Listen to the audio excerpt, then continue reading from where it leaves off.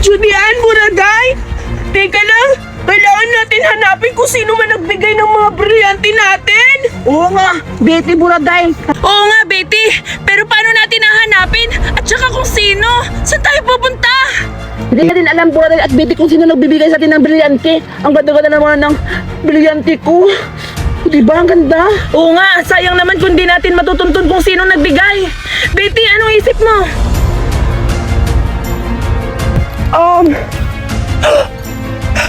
Ano yon? Tingnan niyo, Buraday, Julian! Hala, oo nga! May bilog ah! Ang laki! Parang lagusan! Wow, ang ganda-ganda ng kulay pula. Huwag ka magpatintal, baka papunta yan sa Inferno, Julian at saka Betty! Buraday at Betty, baka sa akin niya kasi yung brilyante kay pula.